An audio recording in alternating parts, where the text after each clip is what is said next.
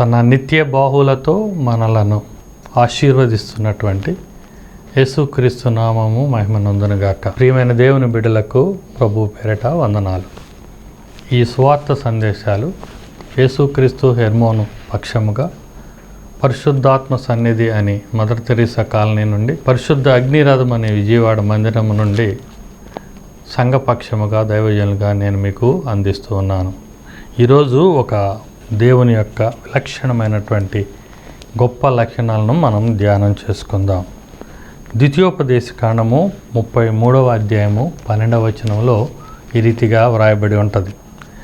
దేవుడు చెప్పినటువంటి వాక్యం ఏంటంటే, బెన్యామీనును గూర్చి ఇట్లనెను, బెన్యామీను యెహోవాకు ప్రియుడు, ఆయన యొద్ద అతడు సురక్షితముగా నివసించును, దినమెల్లా ఆయన అతనికి ఆశ్రయమగును, ఆయన భుజముల మధ్య అతడు నివసించును.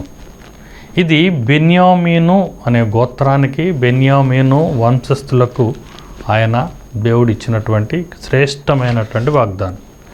మోషే చనిపోయిన తర్వాత దేవుడు ఇశ్రాయేలీల 12 గోత్రములను ఒక్కొక్క గోత్రాన్ని ఒక్కొక్క అంశముతో, వాగ్దానముతో ఆయన ప్రవచనముగా దీవించి వేశాడు. వాగ్దానం ఇచ్చేవాడు, నెరవేర్చేవాడు. కాబట్టి ఈయన బెన్యామీను యొక్క గోత్రం గురించి, బెన్యామీను యొక్క స్థితిని గురించి, అతడు భవిష్యత్తులో వారి జీవితాలు ఎలా ఉంటాయో చెప్తున్నాడు. ఆ మాట ఏం చెప్తున్నాడు అంటే, బెన్యామీను గురించి ఇట్లనెను, బెన్యామీను యెహోవాకు ప్రియుడు. దేవునికి ప్రియుడైనటువంటి వాడిగా బెన్యామీనును మనం చూస్తున్నాం. దేవునికి ప్రియుడైన వాడిగా మనము దావీదును ఎరిగి ఉన్నాం. ఇప్పుడు బెన్యామీను అనే ఈ వ్యక్తి కూడా దేవునికి ప్రియుడిగా మనం చూస్తున్నాం. దేవుని యొద్ద అతడు సురక్షితముగా ఉంటాడట.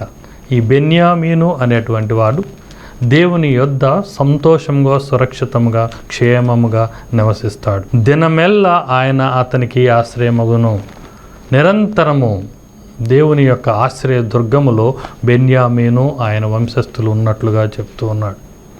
ఆయన భుజముల మధ్య అతడు నివసించును. దేవుని యొక్క బలిష్టమైనటువంటి భుజముల మధ్య బెన్యామీను, ఆయన యొక్క ఆత్మీయ లక్షణాలు కలిగినటువంటి వారు సురక్షితంగా ఉంటారు. ఆయన భుజములు మనకు ఆరోగ్యాన్ని కలుగజేస్తవి అనే మాటలు మనం వింటున్నాం. దేవుని యొక్క నిత్య బాహువులు మనకు రక్షణనిస్తవి. దేవుని యొక్క నిత్య బాహువులు మనకు సంరక్షణనిస్తవి.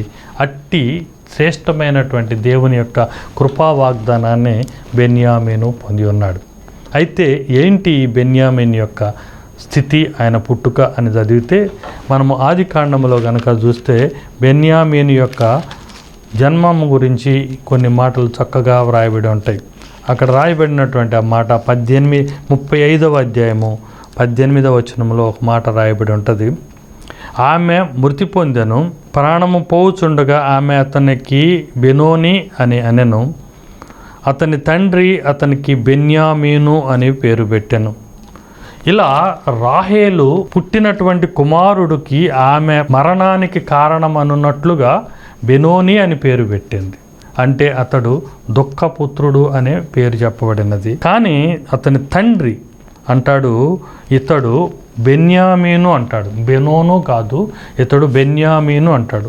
బెన్యామీను అనగా కుడి చేతి పుత్రుడు.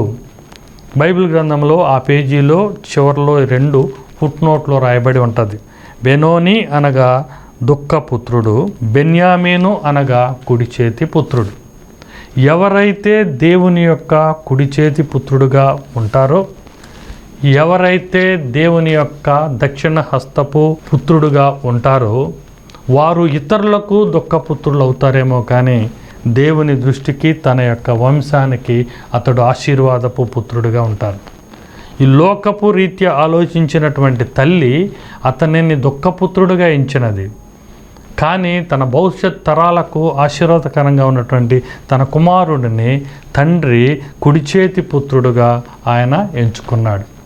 దేవుని యొక్క కుడి చేతి పుత్రుడుగా ఉండటం అనేది ఏమి ఇస్తున్నది అంటే, దేవుని యొక్క కుడి చేతి పుత్రుడు ఆయనకు ప్రియుడుగా ఉంటాడు. దేవుని యొక్క కుడి చేతి పుత్రుడుగా ఉన్నటువంటి వాడు ఆయన సంరక్షించబడతాడు. అతడు దేవుని యొద్ద సురక్షితముగా ఉంటాడు. దేవుని యొక్క కుడి చేతిగా పుట్టినవాడు అతడు దినమెల్లా ఆశ్రయము పొందుతూ ఉంటాడు. దేవుని యొక్క భుజ బలముల క్రింద అతడు క్షేమంగా ఉంటాడు. బెన్యామీను అనే పేరు కేవలము దేవుని యొక్క ప్రియుడైనందువలన, ఆయన కుడి చేతి పుత్రుడైనందువలన సంరక్షణ, సురక్షణ, నిత్యము ఆయనకు ఆశ్రయదుర్గము అనేటువంటి క్షేమమైనటువంటి లక్షణాలను పొందాడు. ప్రియమైన దేవుని బిడ్డలారా, ఎవరు అయితే దేవుని కుడి పార్శ్వమున ఉంటారో, ఎవరైతే దేవుని కుడి ప్రక్కన కలిగి ఉంటారో, ఎవరైతే దేవునిని తమ కుడి ప్రక్కన కలిగి ఉంటారో వారందరూ దేవుని కుడి చేతి పుత్రులే. ఆ కుడి చేతి పుత్రులు దేవునికి ప్రియులవుతారు. వారు దేవుని చేత సురక్షితంగా సంరక్షించబడతారు. ఆయన భుజముల మధ్య వారు క్షేమంగా ఉంటారు. దేవుని యొక్క లేఖనాలు ఈ కుడి పార్శ్వమును గురించి, ఈ దక్షిణ హస్తమును గురించి, ఆ బాహుబలము గురించి గొప్ప వాగ్దానాలు ఇవ్వబడ్డవి. మెట్టుకు కీర్తనల గ్రంథము 110వ కీర్తన 1వ వచనంలో ఉంటుంది, నేను నీ శత్రువులను నీ పాదములకు పీఠముగా చేయు వరకు నా కుడి పార్శ్వమున కూర్చుండుము అంటున్నాడు. ప్రభు అయిన దేవుడు తన కుడి చేతి పుత్రులుగా ఉండదగిన వాళ్ళని ఆహ్వానిస్తున్నాడు. తన కుడి పార్శ్వమున ఎవరైతే కూర్చుంటారో, తన దక్షిణ హస్తపు నీడలో ఎవరైతే ఉంటారో వారికి ఆయన వారి శత్రువులందరూ అతని పాదములకు దగ్గర చేరు వరకు ఉంటాడు అంటాడు. దేవుడు మనకు అంత భరోసా ఇస్తున్నాడు. మన ఎడల ఎవరైనా శత్రువులుంటే, విరోధులుంటే, మనం పోరాడవలసినటువంటి అంశాలుంటే మనం చేయవలసిన చిన్న పని ఏంటంటే దేవుని దక్షిణ హస్తమునకు చేరటమే, దేవుని కుడి పార్శ్వమునకు చేరటమే. ఇది ఎంత స్థిరమైనటువంటి వాగ్దానము అంటే, పాత నిబంధనలో ఇవ్వబడినటువంటి ఈ వాగ్దానము క్రొత్త నిబంధన గ్రంథంలో కూడా హెబ్రీ పత్రిక 1వ అధ్యాయము 13వ వచనములో మళ్ళా తిరిగి చెప్పబడినది. ఏమని ఉంటుంది? ఇదే మాట, నేను నీ శత్రువులను నీ పాదములకు పీఠముగా వేయి వరకు నా కుడి పార్శ్వమున కూర్చునుము అని 2 పర్యాయాలు వాగ్దానము నొక్కి వక్కాణిస్తున్నది. అంటే దేవుని యొక్క కుడి పార్శ్వపు యొక్క ఆశ్రయము మనకు ఎంత అవసరమో తెలియజేస్తూ ఉన్నారు. దేవుని బిడ్డలారా, ఇది జ్ఞాపకం చేసుకొని ఆయన కుడి భాగమునకు చేరటానికి మనము ఆశ కలిగి ఉండాలి. ఇంకొక మాట చూద్దాం. యెషయా గ్రంథము 62వ అధ్యాయము 8వ వచనం, తన దక్షిణ హస్తము తోడనియు తన బాహుబలము తోడనియు యెహోవా ఇలాగున ప్రమాణము చేసెను. దేవుడు తన దక్షిణ హస్తాన్ని మీకు తోడిస్తాడు, తన బాహుబలాన్ని నీకు తోడిస్తాడు అని ఆయన మనకు ప్రమాణం చేశాడు. నీ శత్రువులను నీ పాదముల దగ్గరకు చేరుస్తాను, నీకు సంరక్షణను ఇస్తాను, నీవు నాకు ప్రియుడుగా ఉంటావు. ఇంకా కొత్త వాగ్దానం ఏంటంటే, నేను ఎల్లప్పుడూ నీకు తోడుగా ఉంటాను. దేవుని యొక్క కుడి పార్శ్వము, కుడి చేయి, దక్షిణాస్తము, ఆయన నిత్య బాహువు మనలకు తోడై ఉంటుంది. మనలకు అది తోడై ఉంటుంది. ఇది దేవుడిచ్చినటువంటి వాగ్దానాలు. మరి ఈ వాగ్దానాల వలన మనము ఏమి మేలులు పొందుతున్నామో చూద్దాం. కీర్తనల గ్రంథము 16వ అధ్యాయము 8వ వచనములో ఒక మేలు, ఆయన నా కుడి పార్శ్వమున ఉన్నాడు కనుక నేను కదల్చబడను. ఎప్పుడైతే దేవుడు నా ప్రక్కన ఉంటాడో, నా కుడి పార్శ్వమున ఉన్నాడో, నన్నెవ్వరూ కదల్చలేరు. నేను ఎప్పటికీ తొట్టుపడను, నేను ఎప్పుడూ ఒడిదుడుకులు పొందను. దేవుడు నా కుడి పార్శ్వన ఉన్నాడు కనుక నేను కదల్చబడను. స్థిరత్వము నాతో ఉంటుంది, నిలకడ నాతో ఉంటుంది అని భక్తుడు తన యొక్క విశ్వాసాన్ని తెలియజేస్తున్నాడు. నీవు నా కుడి ప్రక్కన ఉన్నావు కాబట్టి నేను కదల్చబడతల్లా, నా యొక్క స్థిరత్వానికి కారణము నీవే అన్నట్లుగా భక్తుడికి మనము చూస్తూ ఉన్నాం. ఈ విధంగా దేవుడు మనతో కుడి పార్శ్వమున ఉన్నట్లు బట్టి మనము కదల్చకుండా స్థిరంగా ఉంటాం. ఇంకొక మేలు, ఆత్మీయ మేలు అంటే కీర్తనల గ్రంథము 45వ అధ్యాయము 4వ వచనములో, నీ దక్షిణాస్తము భీకరమైన వాటిని జరిగించుటకు నీకు నేర్పును. దేవుని యొక్క దక్షిణాస్తము మనతో ఉంటే అది నాకు భీకరమైన కార్యాలు నేర్పిద్ది. ఈ చెయ్యి ఔడే, ఈ చెయ్యి బలహీనమే, ఈ చెయ్యి చలనం లేనిదే, ఇది చెయ్యి నా నియంత్రణలో లేనిదే. అయితే దేవుడు నా కుడి పార్శ్వమున ఉన్నాడు కాబట్టి నా చేత భీకర కార్యములు చేస్తాడు, శూర కార్యములు చేస్తాడు. ఈరోజు ఈ వాక్యాన్ని నేను మీతో పంచుకోవటానికి నా వ్యక్తిగతమైనటువంటి అనుభవమే. గత నెలలో జరిగినటువంటి చిన్న అనారోగ్యం వలన నా కుడి భాగం అంతయు, కుడి చెయ్యి అంతయు బలహీనపడినది. ఈ చెయ్యి ఒక 2 రోజులు మంచం మీద ఎలా అయిపోయిందంటే నిస్తేజంగా ఉన్నది. దేవుని యొక్క కుడి పార్శ్వపు బలము నాలో తట్టబట్టి ఈ వాగ్దానాన్ని నేను పొందుకోవటానికి ఇష్టపడ్డాను. ఇప్పుడు అంటున్నాడు ఆ దేవుడు, నీ దక్షిణాస్తం ఎంత బలహీనమైనా, ఎంత నిస్తేజమైన, నీ నియంత్రణలో లేకపోయినా నా దక్షిణాస్తము నీకు తోడై ఉంటే నీవు భీకర కార్యంలో జరిగిస్తావు అని చెప్పాడు. అది నేను అనుభవించాను కాబట్టి ప్రియమైన దేవుని బిడ్డలారా, నీ ఏ భాగము, ఏ పార్టు దేహంలో బలహీనంగా ఉందో నీవు దేవుడిని కుడి పార్శ్వముగా పొందు. ఆయన నీలో ఉన్నటువంటి బలహీనతను తీసివేయగలడని నేను నా వ్యక్తిగతమైన సాక్ష్యాన్ని బట్టి చెప్తున్నాను. ఆయన దక్షిణాస్తం మనకు తోడున్నందువలన మనము కదల్చబడకుండా ఉంటాము. ఆయన దక్షిణాస్తము మనతో ఉన్నందువలన మన భీకర కార్యములను చేస్తాము. 3వ అంశము, దేవుని యొక్క దక్షిణాస్తము మనకు చేసే పని. పరమగీతాలు 2వ అధ్యాయము 6వ వచనములో అంటది, అతని చెయ్యి నా తల క్రింద ఉన్నది, అతని కుడి చేత అతడు నన్ను కౌగలించుకున్నాడు. ప్రియురాలును ప్రియుడు తన కుడి చేత కౌగలించుచున్నాడు. సులోమతి సొలొమోను యొక్క క్రియను ఆమె తెలియజేస్తుంది. నా ప్రియుడు సొలొమోను ఏం చేస్తున్నాడు అంటే తన కుడి చేత నన్ను కౌగలించుకున్నాడు. ప్రియుడైనటువంటి యేసు ప్రభువారు తన దక్షిణ హస్తము చేత మనలను కౌగలించుకుంటాడు. ఆ కౌగిలిలో ఉన్నటువంటిది ఏమిటి అంటే దేవుని ప్రేమ. అదే అగాపే ప్రేమ.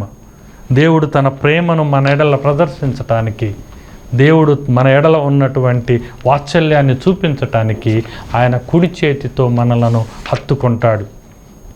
ఆ యొక్క ఒడిలో మనకెంతో సేదతీరే అనుభవం ఉన్నది. లోకములో ఏ ప్రేమ దూరమైన, ఏ ఆదరణ దూరమైన ఈ యొక్క ప్రియాతి ప్రియమైనటువంటి కౌగిలిలో ఆ కుడి చేతి స్పర్శ ద్వారా మనము ఎంతో ప్రేమను, అగాపే ప్రేమను, కొలతలు లేని ప్రేమను, నిత్యము నిలిచి ఉండే ప్రేమను మనము అనుభవించవచ్చు. ఇది దేవుని యొక్క కుడి పార్శ్వము ద్వారా మనము పొందే ఒక మేలు. 4వ మాట, కీర్తనల గ్రంథము 45వ అధ్యాయము 9వ వచనములో ఇలా వ్రాయబడి ఉంటుంది, నీ దయనొందిన స్త్రీలలో రాజుల కుమార్తెలు ఉన్నారు, రాణి ఓఫీరు అపరంజితో అలంచుకొని నీ కుడి పార్శ్వమున నిలుచున్నది. లోకములో మనుషులలో శ్రేష్ఠులైనటువంటి రాజులు, రాజుల కుమార్తెలైనటువంటి రాజకుమార్తెలు, ఎదగబడినటువంటి వారు రాణులైపోయి వారు ఓఫీరు అపరంజితో అలంకరించుకొని నీ కుడి పార్శ్వమున నిలుచుతున్నారు. ఎందుకు ఆ స్థితి వచ్చినదంటే దేవుడు రాణిని సిద్ధపరిచాడు. ఎవరి కోసం అంటే మన కోసం. అప్పుడు మనం ఎవరు అంటే రాజులుగా మారబోతున్నాం. రాజులైనటువంటి యాజక సమూహంలోకి మారుతున్నాం. మనలకు దేవుడు తన ప్రేమను బట్టి రాజరికపు స్థాయినిచ్చాడు. నీవు అనామకుడివే, నువ్వు లెక్కలేని వాడివి, ఎన్నిక లేని వాడివి, నీవు పేదవాడివి, అయినప్పటికీ దేవుడు నిన్ను రాజ్యస్థానంలో కూర్చోబెడతాడు. హోదా ఇవ్వబోతున్నాడు, ఆధిక్యత ఇవ్వబోతున్నాడు. లోకంలో ఉన్నటువంటి అనేకులు నీ కుడి పార్శ్వమున నీ కృప కొరకు ఎదురు చూస్తూ ఉంటారు. అది దేవుడు ఇచ్చేటువంటి శ్రేష్టమైనటువంటి ఘనత. మన దేవుడు తోడై ఉంటాడు. దేవుడు భీకర కార్యాలు చేస్తాడు. దేవుడు మనలకు ప్రేమ చూపిస్తాడు. దేవుడు మనలను రాజ్యప్రసాదంలో అడిగించే గొప్ప స్థాయికి తీసుకొస్తాడు. ఎప్పుడు అంటే ఆయన మన కుడి పార్శ్వమున నిలుచున్నప్పుడు, మనము ఆయన కుడి పార్శ్వమునకు చేరినప్పుడు. 5వ మాట, గలతీయులకు రాసినటువంటి 2వ పత్రిక 9వ వచనములు అంటారు, కొంతమంది వ్యక్తులు అపోస్తులైనటువంటి వారు పౌలుతో చెప్తున్నటువంటి సాక్ష్యం ఏంటంటే, పౌలు నాకు అనుగ్రహింపబడిన కృప కనుగొని మేము అన్యజనులకును సున్నతి పొందని వారికిని అపోస్తులుగా ఉండవలనని చెప్పి తమతో పాలివారగుటకు సూచనగా నాకును బర్నబాకును కుడి చేతినిచ్చిరి.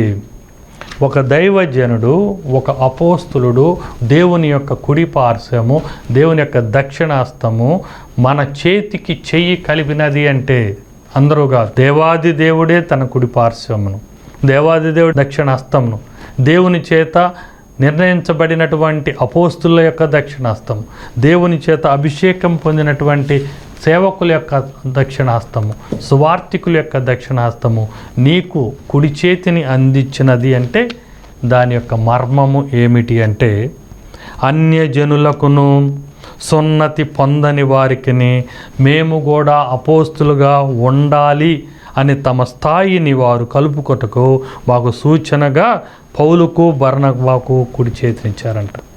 పౌలు బర్నబా ఇప్పటికి నిమిత్త మాత్రులుగా ఉన్నప్పటికీ అంతకుముందు అపోస్తులైనటువంటి వారు మీరు మాతో కూడా సమానులు, మీరు అన్యజనులకు అపోస్తులుగా ఉంటారు, సున్నతి పొందని వారికి అపోస్తులుగా ఉంటారు, మీరు దేవుని బిడ్డలుగా వారిని మారుస్తారు అని మనకు సువార్త పనిని అప్పచెప్పటానికి దేవుని యొక్క ప్రతినిధులు మనకు కుడి చేతినిస్తారు. కుడి చేయిని మనము అందుకొనుట ద్వారా శ్రేష్టమైనటువంటి యాజకులైనటువంటి రాజులుగా దేవుని యొక్క బిడ్డలతో మనము చేరతాం. కుడి పార్శ్వము, కుడి చేయి మనలెంతో ఆశ్రయం ఇస్తుంది. అపోస్తుల కార్యము 3వ అధ్యాయము 7వ వచనములో ఒక మాట ఉంటుంది, నా కుడి చేయి పట్టుకొని లేవనెత్తాను అంటాడు. ఎవరైతే దిగజారిపోయి ఉంటారో, అణగారిగిపోయి ఉంటారో, బలహీనులై ఉంటారో వారు దేవుని యొక్క బిడ్డల ద్వారా, దేవుని యొక్క ప్రతినిధుల ద్వారా, సేవకుల ద్వారా కుడి చేతితో లేపబడతారు. వారు అంతకుముందు ఉన్నటువంటి బలహీనతలన్నీ పోగొట్టుకుంటారు. శృంగారం అనే దేవాలయం దగ్గర భిక్షమెత్తుకునేటువంటి కుంటివాడు లేవలేని పరిస్థితుల్లో దేవాలయపు మందిరంలో మెట్లు దగ్గర ఉన్నప్పుడు పేతురు గారు, యోహాను గారు మెట్లు వైపు వెళుతూ ఉన్నప్పుడు వాడు భిక్షం ఎత్తుకోవటానికి వారి వైపు చూస్తే వారు మా దగ్గర వెండి బంగారములు లేవు కానీ నిన్ను స్వస్థపరిచేటువంటి కార్యం చేస్తావని వాని కుడి చేయి పట్టుకొని లేపారు. గొప్ప స్వస్థత ఆ క్షణంలో వాడు పొంది బలహీనమైనటువంటి తన స్థాయిని అతడు తెలుసుకోనంతగా బలపడ్డాడు. అతడు బలపడి లేచి గంతులేచి ఈ సాక్ష్యం చెప్తున్నాడు, నా కుడి చేయి పట్టుకొని లేవనెత్తారు. దేవుని యొక్క కార్యాలు మన కుడి చేతితో ఎంత ఇమిడి ఉన్నవో మనము అర్థం చేసుకోవచ్చు. బెన్యామీను అనగా కుడి చేతి పుత్రుడు. కుడి చేతి పుత్రుడికి అనేక శ్రేష్టమైనటువంటి ఆశీర్వాదాలు అన్నవి. అవి ఆయనకు ప్రియుడుగా మారటానికి అవకాశం ఇస్తవి. అవి ఆయన యొక్క ఆశ్రయ దుర్గములో, రక్షణ శృంగములో మనము సేద తీరటానికి కుడి చేతి యొక్క స్థానము మనకు అవకాశం ఇస్తుంది. బెన్యామీను దేవుని చేత ప్రేమ పొందినటువంటి వాడిగా, ఆయన నిత్య బాహువుల మీద భుజముల బలముల మధ్య క్షేమము నొందేవాడిగా, బలపడినటువంటి వాడిగా మనం చూస్తూ ఉన్నాం. లోకమునకైతే నీవు బెనోయి కానీ తండ్రికి మాత్రము నీవు బెన్యామీను. లోకము దృష్టిలో ఉన్నటువంటి వాడు దుఃఖపుత్రుడైతే ప్రేమ కలిగినటువంటి తండ్రికి అతడు కుడి చేతి పుత్రుడు. ప్రియమైన దేవుని బిడ్డలారా, దేవుని యొక్క కుడి పార్శ్వము మనకు ఎంత సేద తీరుస్తుందో ఈ లేఖనాలు కొన్ని మనకు జ్ఞాపకము చేశావు. దేవుని యొక్క కుడి పార్శ్వము, దక్షిణ హస్తము నిన్ను స్థిరపరచటానికి, నీతో తోడు ఉండటానికి, నిన్ను భీకర శూర కార్యములు చేయించటానికి అది ఉపయోగపడుతున్నది. ఆ కుడి చేతి ద్వారా మనము అగాపే ప్రేమను మనము అనుభవిస్తూ ఉన్నాం. ఆ కుడి చేతి ద్వారా మనము శ్రేష్టమైన రాజరకపు స్థితిలో మనము పాల్గొంటున్నాము. ఆ కుడి చేతి ద్వారా మనము దేవుని యొక్క సువార్త పనికి అర్హత పొందాము. అయితే జ్ఞాపకం చేసుకుందాం, నీ చేతులు ఏ పనులను నిర్వహిస్తున్నవి? నీ చేతులు దేవుని యొక్క సువార్తకు ఎంత పాలిభాగస్తులు ఉన్నాయో మనము జ్ఞాపకం చేసుకోవాలి. నీ చేతికి, నీ పార్శ్వానికి, నీ దేహానికి దేవుడు శ్రేష్టమైనటువంటి బలాన్ని అనుగ్రహించినప్పుడు ఆ బలాన్ని మనము ఎలా సద్వినియోగం చేస్తున్నాం? దేవుడిచ్చినటువంటి బలము ఆయనను మహిమపరచటానికి, ఆయనను హెచ్చించటానికి, నీవు పొందినటువంటి మేలులు పొందటానికి అది వినియోగిస్తున్నామో లేదో మనము మెట్టుకు పరిశీలన చేసుకోవాలి.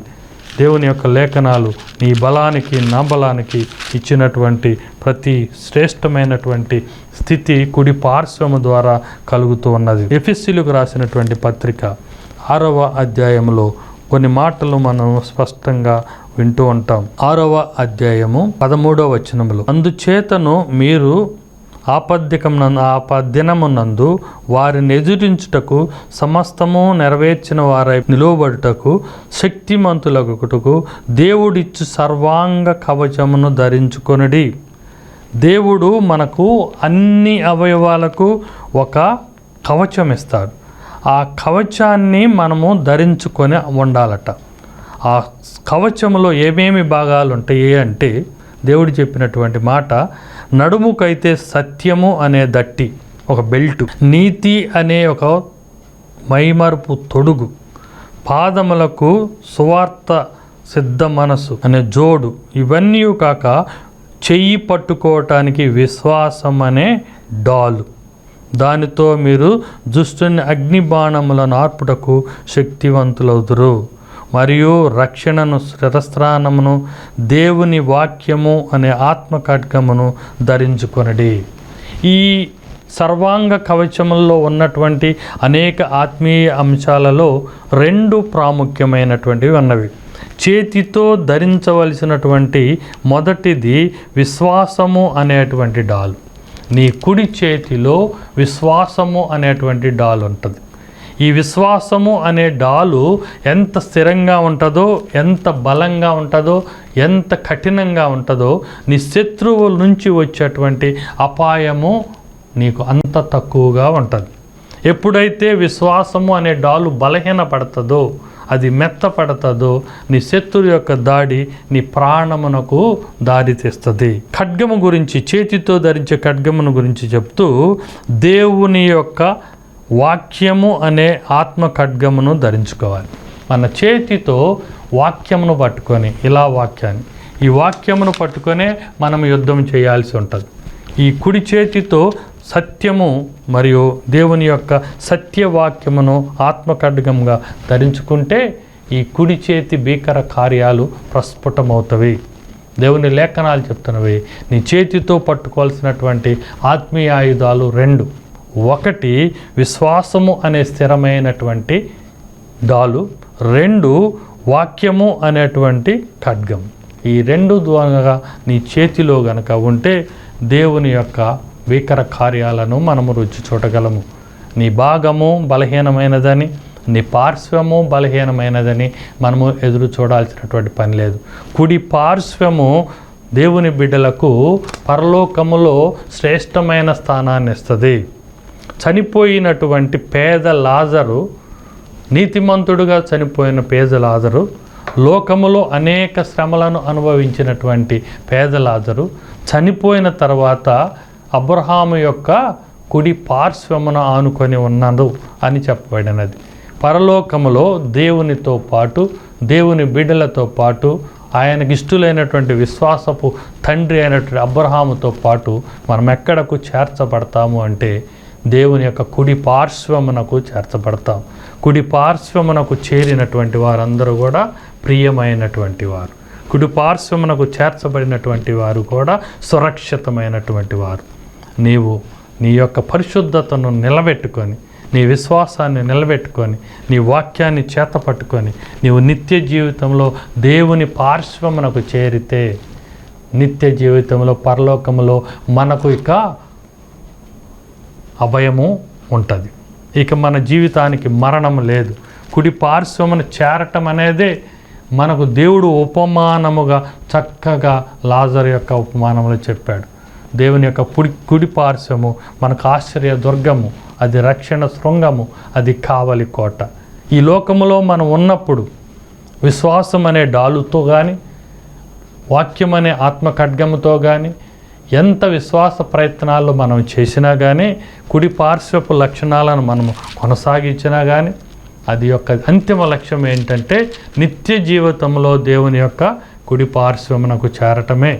ప్రియమైన దేవుని బిడ్డలారా, నీ యొక్క స్థాయి ఏది? నీవు ఉత్తర దక్షిణపు స్థాయిల్లో ఏ స్థితిలో ఉన్నావు? దక్షిణము అనగా కుడి చేతి, ఉత్తరము అనగా ఎడమ చేయి. దేవుని యొక్క బెన్యామీను అనగా కుడి చేతి పుత్రుడు. దేవుని యొక్క స్థితికి నువ్వు అందుబాటులో ఉంటే ఈ కుడి చేతి అద్భుత ఆశ్చర్య కార్యములను నీవు చూడగలవు. వ్యక్తిగతంగా నేను ఈ బలహీనతను పొందిన తర్వాత ఈ వాక్యం ద్వారా ప్రేరేపించబడి కుడి చేతి పుత్రుడిగా ఉండటానికి ఇష్టపడుతున్నాను. నా పేరు ఏదైనా కానీ ఆత్మీయంగా నేను బెన్యామీను అని పిలువుటకు ఇష్టపడుతున్నాను. అంటే కుడి చేతి పుత్రుడు, ప్రియుడైనటువంటి వాడు, దేవుని యొక్క సంరక్షణలో ఉన్నటువంటి వాడు, దేవుణ్ణి తోడుగా కలిగినటువంటి వాడు, దేవుని చేత స్థిరపరచబడినటువంటి వాడు, దేవుని ప్రేమను పొందినటువంటి వాడు, దేవుని యొక్క భీకర కార్యములను చేయగలిగినటువంటి వాడు. ఎన్నో శ్రేష్టమైన భాష మనం ఇందులో చూస్తున్నాం. అన్నిటికన్నా ప్రాముఖ్యమైనది దేవుని సువార్తకు సిద్ధపరచబడినటువంటి వాడు, దేవుని పిలుపును పొందినటువంటి వారు కుడి చేతి పుత్రులు. ఎవరైతే సువార్త అనే ప్రక్రియకు అపోస్తులుగా రూపాంతరం చెందటానికి సిద్ధపరిచినటువంటి వారికి, అన్యులకు కూడా, సున్నతి పొందనటువంటి వారికి కూడా ఎవరైతే దేవుని యొక్క ప్రేమను తెలియచేస్తూ ఆయన యొక్క బిడ్డలుగా మార్చటానికి వారి ప్రయత్నం చేస్తారో వారందరూ కూడా దేవుని యొక్క కుడి చేతి పుత్రులు. దేవుని పేరిట మీకు విజ్ఞాపన చేస్తున్నాను, బెన్యామీను అనే నామకాన్ని మీరు సార్థకం చేసుకోండి. మీ పేరుకి బెన్యామీను అనే అంశము కలుసున్నట్లుగా చేయండి. ఆత్మీయంగా మీరు కుడి చేతి పుత్రులుగా మారండి. దేవుడిచ్చే కుడి చేతి యొక్క లాభములను, ఆశీర్వాదములను మీరు పొందండి. అట్టి కృప దేవుడు మీకు సమృద్ధిగా కలుగచేయునుగాక. ఆమేన్. ప్రార్థన చేసుకుందాం. ప్రియమైనటువంటి మా తండ్రి, బలిష్టమైనటువంటి నిత్య బాహువులు కలిగినటువంటి వాడ, బెన్యామీను అనేటువంటి పేరులో బహు ప్రేమను చూపించినటువంటి వాడు, బహు వాత్సల్యాన్ని చూపించిన వాడ, బెన్యామీను ఆత్మీయ లక్షణాలనే నీవు ప్రియముగా ఎంచుకున్నటువంటి వారు, వారిని సంరక్షించటానికి, నీ భుజముల మధ్య సురక్షితంగా ఉంచటానికి ఇష్టపడినటువంటి వారు, వారికి మీరు తోడైండుటకు ఇష్టమైన వారు, వారి చేత భీకర శూర కార్యములు చేయించదగినటువంటి వారు, వారికి నీ ప్రేమను, అగాపే ప్రేమను వెల్లడి చేయువారు, మమ్మలను నాయన రాజరికపు స్థితిలో ఉంచగలిగినటువంటి వారు, ఇన్ని శ్రేష్టమైన స్థితులతో పాటు ప్రత్యేకంగా నీ సువార్త పని నిమిత్తము రాజులైన యాజక సమూహంలో మమ్మలను ఎన్నిక చేసినటువంటి వారు, మా ఆత్మీయ స్థాయిని బట్టి అన్యులకు నాయన మమ్మలను అపోస్తులుగా సిద్ధపరుస్తున్నట్టుకు అవకాశం ఇచ్చినటువంటి వాడు, నీ కుడి పార్శ్వం యొక్క క్షేమాన్ని, ఆశీర్వాదాన్ని మా బిడ్డలందరికీ కలుగ చేయమని మా ప్రభువును రక్షకుడైన యేసుక్రీస్తు పేరిట ప్రార్థిస్తున్నాము తండ్రి. ఆమేన్. ఆశీర్వాదం తీసుకుందాం. తండ్రి యొక్క ప్రేమ, కుమారుడైన యేసుక్రీస్తు యొక్క కృప, సంతోషము, పరిశుద్ధాత్మ యొక్క ఆదరణ, అన్యోన్య సహవాసము, ప్రత్యేకంగా ఆయన దక్షిణ హస్తం యొక్క కృప మనందరికీ తోడై ఉండునుగాక. ఆమేన్. అందరికీ వందనాలు. దైవజనుడిగా నేను మా సంఘమంతయు మీ కొరకు కొన్ని అంశములను నిరంతరము ప్రార్థన చేస్తూ ఉంటాం. మీ రక్షణ గురించి, విశ్వాసం గురించి, మీ క్షేమాభివృద్ధి గురించి, మీ స్వస్థత గురించి, మీకున్నటువంటి శ్రమలు, దుఃఖముల యొక్క విడుదల గురించి, అపవాది దురాత్మల యొక్క విమోచన గురించి మేము నిత్యము ప్రార్థన చేస్తూ ఉంటాం. అందరికీ వందనాలండి.